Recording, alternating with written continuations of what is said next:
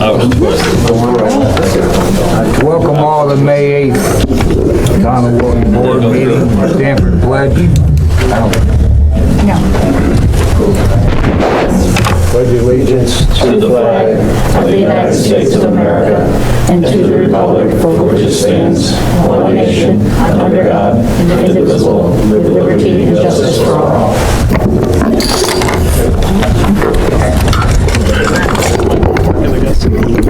Roll call, please.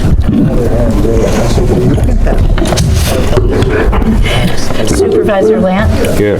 Deputy Supervisor McEachran. Here. Councilman Bogardis. Present. Councilwoman Colligan is excused, and Councilman O'Connor. Here. Thank you. Has anybody signed up to speak? Larry Dana and Steve Wilcox. How are you guys tonight? Come right up to the mic.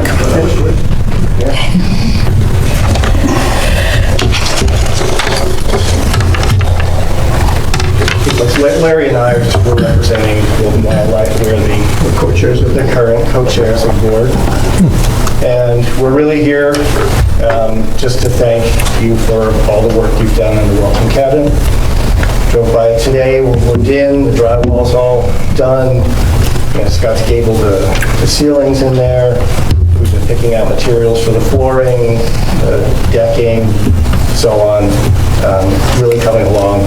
Good. We just want to extend our thanks very much for all Mr. Hartford, thank you. We really appreciate it very much. Thank you, We guys. appreciate you guys. Absolutely. Appreciate all the volunteer work that you guys did Yes. for the preserve. Yeah. Thank you. Thank you.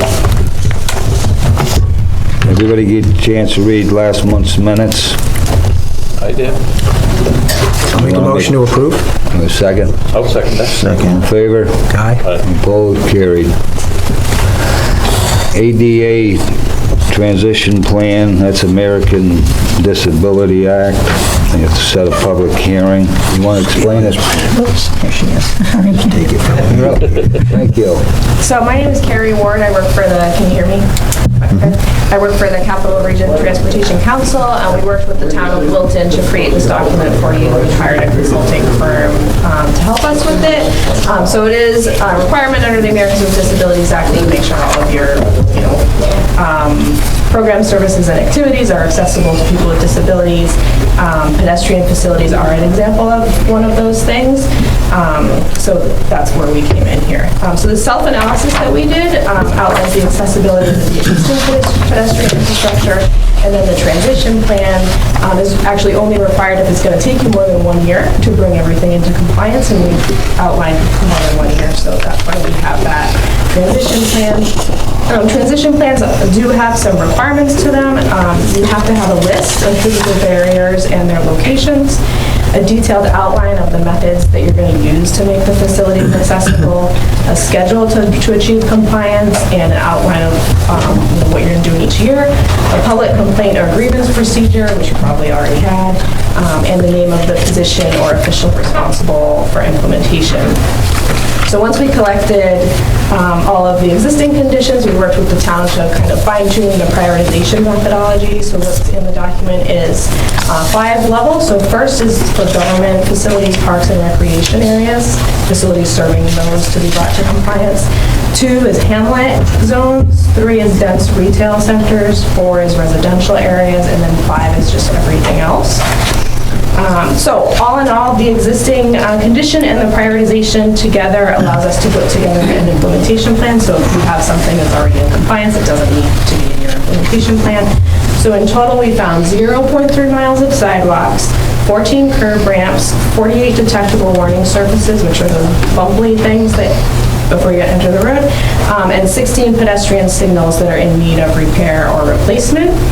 And then we estimated some costs. They're high planning level costs. We used the NISDOT quick estimator reference for upstate for those. And in total, it totals just over $200,000.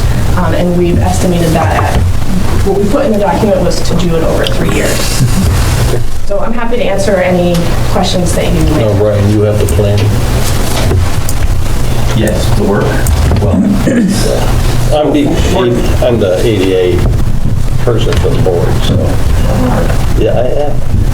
Well, we have the emergency, response to the safety officer, actually, any comments or anything back to the safety officer. But these items that are in here, you mentioned 0.3 miles of sidewalk. For example, that's the sidewalk by Dorothy Nolan. That little narrow strip. That's a sidewalk? I thought it was a trail. Yeah. We need to improve that. We already have plans to improve that, so we're already ahead of the game. So, No, that's I made part of it, the I made it a little wider when I was a kid. So, there's just miscellaneous things. A lot of these items that need to be replaced too fall under, commercial entities. They're in public ways, so those will happen. So a lot of the funds we talked about, it's not fully bearing on the town. Just have to implement them over the years. I'll work with you. Required part of the justice, Motion. this is part of the Motion. program, so. I'll work with you on that. Does it need a motion? Thank you. Motions. We'll get it done. Thank you. Thank you. We just need to set a public hearing. However, we need 30 days of public comment period, and since this meeting was delayed, we will not have 30 days to the next meeting, so the public hearing will have to be for July. July 3rd. Does that work for you? July 3rd. Yeah, working for the town. All right. Everybody good with that? Take care of it. All right, so 30 days, and then the Thank you. hearing is in July. Public comments, July, right? And then 30 Public days from comment will go all the way to July. Correct, public comment period is open. It's going to be a minimum of 30 days. Minimum of 30 days. We're above the end. So the public hearing will be July 3rd at 7 PM. Yes. Okay. All set?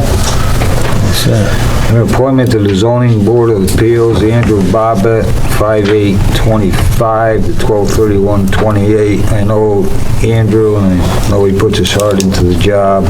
Somebody want to make a motion to appoint him? I'll make that motion. Second? All in favor? Aye. Opposed? He will be filling Joe O'Brien's Okay, vacated term. thank you. We have an appointment for alternate to the zoning board, Kelsey Mannix, 5/8/25 to 12/31/25. I know her, I know she'd do a great job.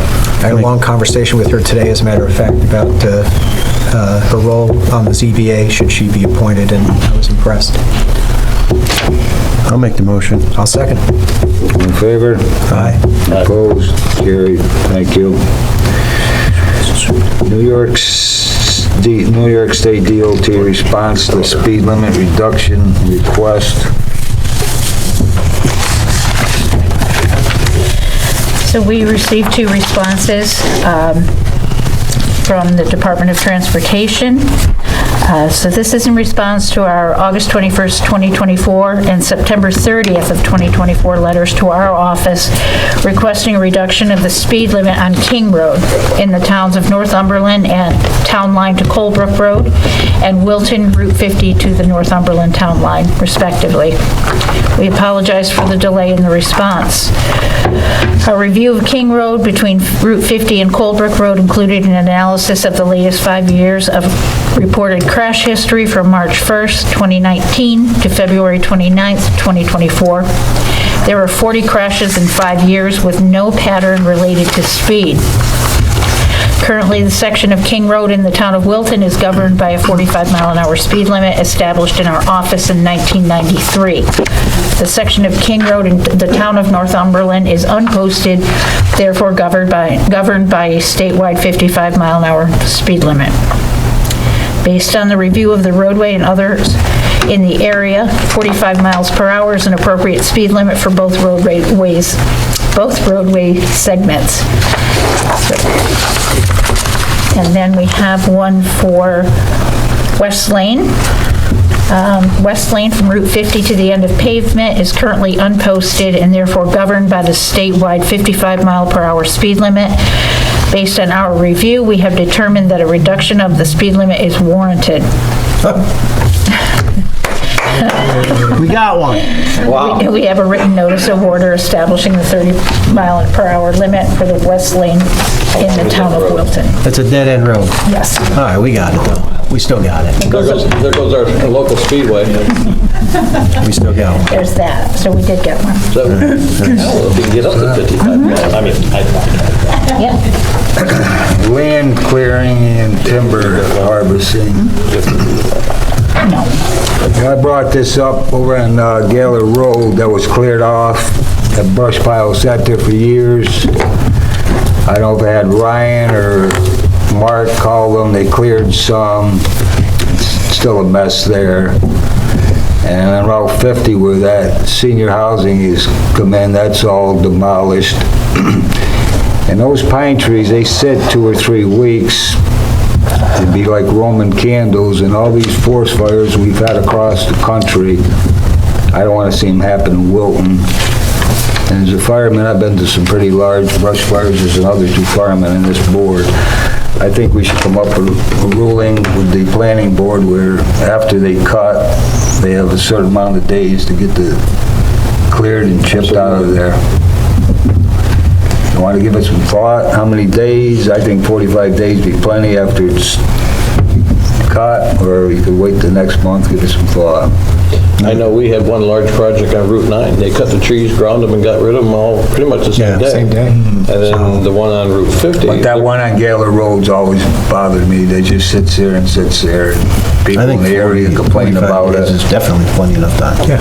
It's more than enough. Absolutely. So I don't have to wait. I, being a fireman, been to a lot of brush fires already this year, and just I think 45 days is a lot too of long. down timber was a lot of the problem. It should be 30 days. Should we draft something up? And have something drafted, talk to Ryan and Mark, and next month set a public hearing on it. Okay. Okay. Thank you all. Absolutely. Saratoga Springs City School District Transportation Contract. That's for Gavin Park. Summer camp, yes. So the contract is very similar to last year, no significant increase in cost, and it's just, to take the kids to the field trips. What was the cost of that? So it's comprised of a flat fee of $50 per bus per day, plus gas, plus mileage, actually, plus salary, $32, $33 in that general area, and it really hasn't risen significantly from the prior. It isn't that expensive then? No, Okay. no. In all, at the end of the camp season, it's roughly $70,000. I apologize, I forgot. I make the motion, we go through with the contract. I'll second it. All in favor? Aye. Any opposed? Carried. I got a letter from Rebuilding Saratoga, which is Saratoga County, Warren County, Washington, trying to get more money out of New York State Department of Housing, so they'd like to get a letter from us. It's a great cause, helping people. Absolutely. I'm gonna make a Yeah, I'll motion. make a motion that we craft a letter of support for Building Together Saratoga. They drafted it, we just gotta sign it. Wow. We made it easy. I'll make a motion that the supervisor sign that letter. I'll second that. All in favor? Aye. Opposed? Carried. Committee reports. So we got the, you going up? Go on. No, you go ahead. I'll be longer. I'm the Emergency Services Committee. Unfortunately, due to a firematic incident, we had to cancel our last meeting.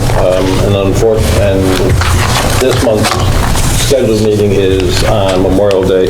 We're pushing it back to the Tuesday after Memorial Day.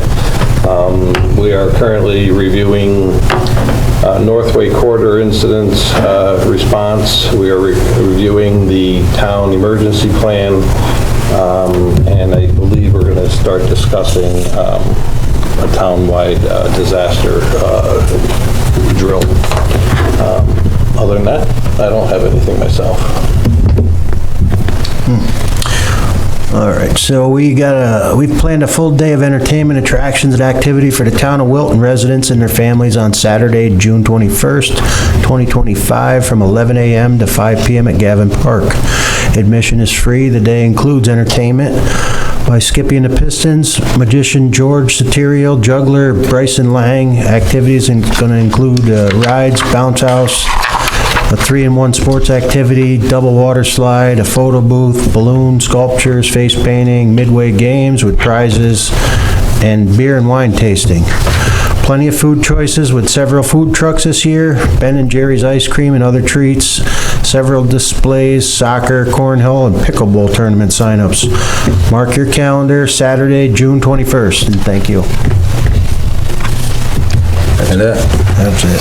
I brought this up a while back, and it's finally been finished. All our street lights all through the town have been changed with LED bulbs. Should be a lot brighter, maybe even save us some money. And I don't know what they cost us, but we got more back than it cost us. That's correct. So we made money. $200 last year, and this February, a couple of months ago, we received over $5,000 back through the National Grid Efficiency Grant. And so if there's 83 luminaries that were replaced, and hopefully, like you said, Supervisor, the cost of running an LED light will be less than what we've been paying for streetlights in the recent past. Nice to go in the LED business. And there are some more dark intersections. We should probably put some street lights on. I'm gonna contact National Grid, see if there's any grants out there, what it costs to this, to do it. I got some announcements to make, some of our people that I'm proud of. Our town clerk, Sue Baldwin, is on the executive board of the New York State Town Clerks Association, and she's also the president of Saratoga County Town Clerks Association. Our highway superintendent was just appointed to the New York State Executive Committee of Highway Superintendents, and there's 900 members, and they only picked 20. It's quite an accomplishment, Michael. Thank you. Well done, Mike. And Michael's also the vice president of Saratoga County Highway Superintendents.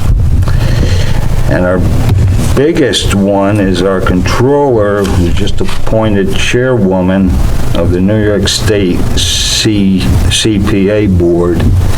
I want to thank you all for making the town look good. Very good.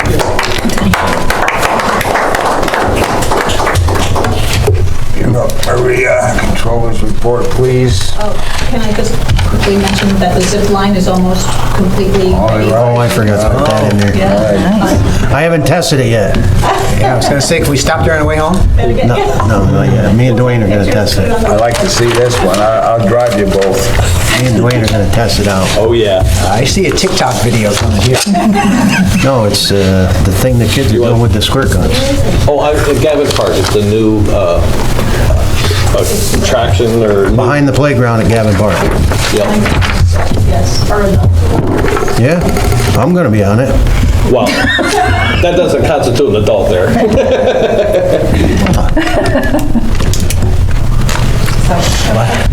I turned 70 recently, and my grandson, who's 13, said to me, "You know, the first 70 years of childhood are the hardest." Yeah. Well, good, I got a few more years to look forward to. I just got one more thing. We got a report back from agriculture markets on our 2 dog control officers. Excellent job, the reports they do. Yeah, no, that was a very good report. Yeah.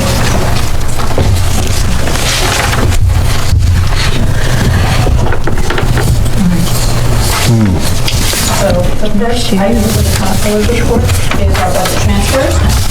And item 1 is using monies in our contingent account to cover defensive driving class supplies and fire extinguishers for town vehicles, and that's $651.89.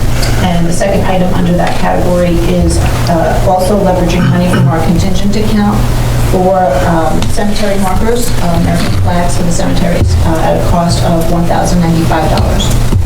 I'll make a motion to approve the budget transfers. I'll second. All in favor? Aye. Opposed? Carried. Thank you. The second category is our 2025 budget amendments, and I am increasing budget for interest and earnings because we've been doing well this year so far relative to budget. With our interest earnings, Federal Reserve Board did not lower interest rates as it was discussed that they may, so we're in pretty decent shape with our investments. And we are transferring money to our capital projects fund for $6,500 for a contract for the Municipal Facilities Improvement Fund, which is Fund 452. And this contract is basically a continuation of the site work that was done with McLaren already, and they're just kind of more or less continuing the work by providing construction admin services for the stormwater facilities improvement. So that is what that $6,500 is going to be transferred from the general fund in item 1, and item 2 records the transfer into the capital projects fund itself and the increase in budget for the professional fees associated with the contract. So those two items are related. Somebody want to make a motion? So moved. Second? Third. All in favor? Aye. Aye. Opposed, carried. Thank you. The third item is personnel, and the first item under that is the ratification of the hiring of Richard Benoit for the position of part-time cleaner. He started on April 15th. His hourly rate is $20.22. I'll make a motion to approve the hiring of Mr. Benoit. Have a second? Second. All in favor? Aye. Opposed, carried. Thank you. Next, Riley Sterling is a worker at Gavin Park, and she's full-time. When she was hired, she was set up with compensatory time to be earned because it was expected that she was going to be covering, and she wanted to cover things like birthday parties and all sorts of other activities that happen during various days and times. So instead of having an overtime situation, we said, how about we start off while you're getting started with compensatory time? And that worked out great. Now Riley is at the point where she's able to configure her schedule for these things. She's been through the whole cycle already for about a year, so she can configure her schedule so that if she has to work on a Saturday to cover a birthday party, then she'll work less hours during the week, so that basically her schedule will always be 70 hours per pay period. Of course, it's going to go over here and there, but it won't be a regular event. So now, to make her pay structure and policy the same as everybody else in her department, as far as Matt Park goes, the concept is to get her on a paid overtime, if you will. It won't be overtime until she hits 40 hours a week, but it'll be paid at her regular straight rate between the hours of 35 hours and 40 hours.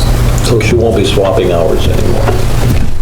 She won't be, well, she'll be swapping in the sense that she'll keep her time Right. for the week within 35 hours, if possible. Like, so she might swap a Friday afternoon for a Saturday. Okay, good, But, good. yeah, That works well, good. yeah.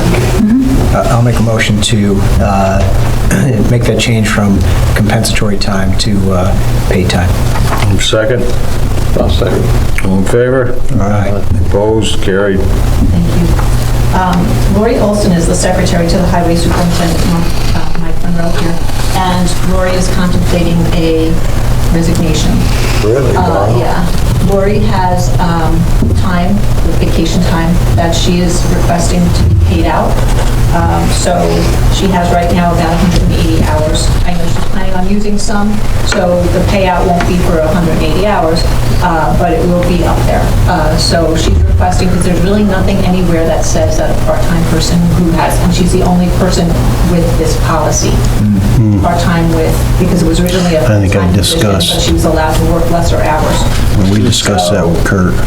Yeah, so she is requesting that the board consider allowing her to have her vacation leave paid out. And Lori has been a great employee. Yeah? Wow. Are you canvassing already? We're waiting. Yeah, I'm all right with it. I'll make a motion. Give her the option of either comp or paid. Right. Is that a motion? I'll second. All in favor? Aye. Opposed, carried. And just to add to that conversation, Lisa Muller, the bookkeeper, and I are ready, willing, and able to help out with anything that needs to be done, to help facilitate an easy transition when a new person comes. Is that comp time or pay time for you? Just kidding. That is free, free of charge. Mark that down. I got it. Lisa would get comp time.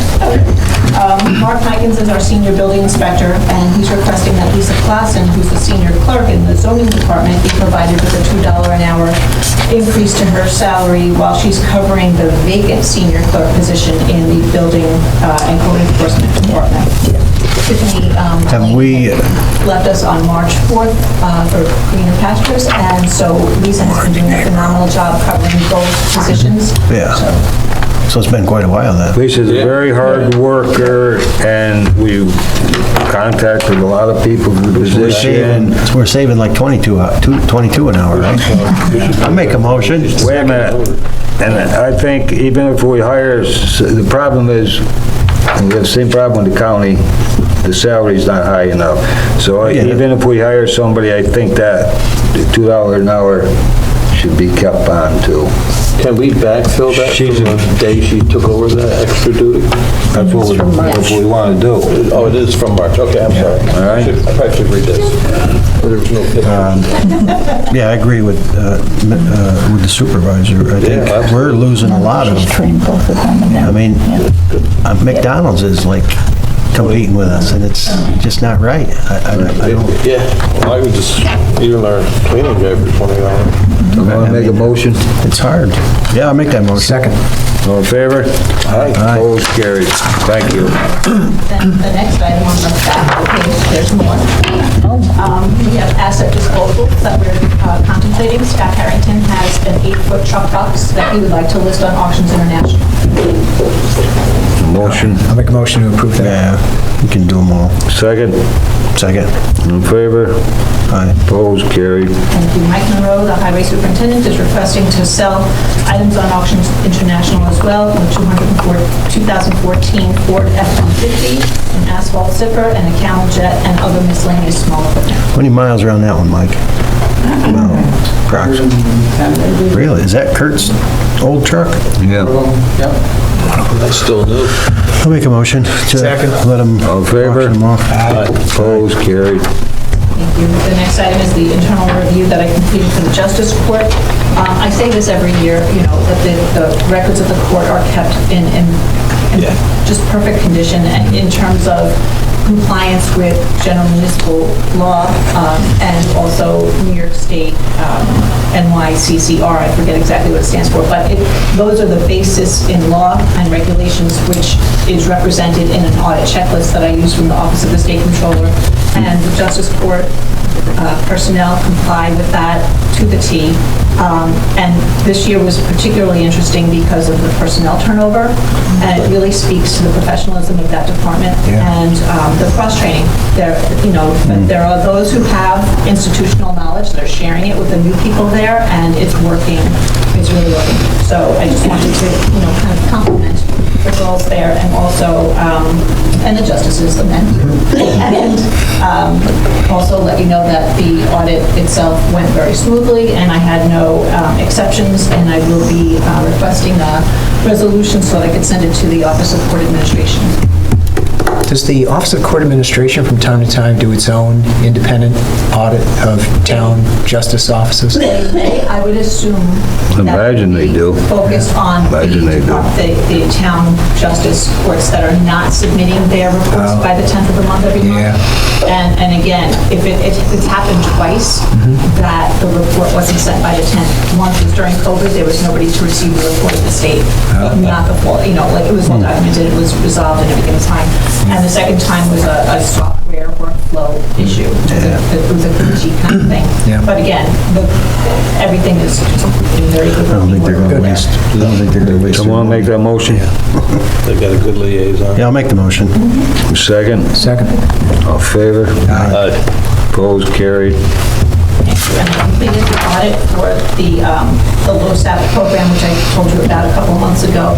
That listing was posted over at the ambulance squad and reviewed by the volunteers. There were no changes, so this is just basically informational that the next step will be, which we actually already completed. We sent the documents over to PenFlex, which is the pension administrator for the LoSAP program, and then they will send us an invoice for as sponsors' contribution to the pension plan. Thank you. And then lastly, the annual filing for the ARPA. I do this every year, but very important to note this year because we actually had a component to this. Instead of a single audit, it was an abbreviated programmatic audit for compliance with internal controls. So the auditors had a very much more simple kind of task to audit around those internal controls instead of doing a deep dive, a single audit, because we did expend more than $750,000 during the last year. So that was submitted and everything is done on that end. It also reflected our obligations that we were mandated to have as of December 31st, 2024. So that will take care of, we won't have to return any money to the treasury. Nice. Thank you again. Thank you, Mary. Anybody got anything else?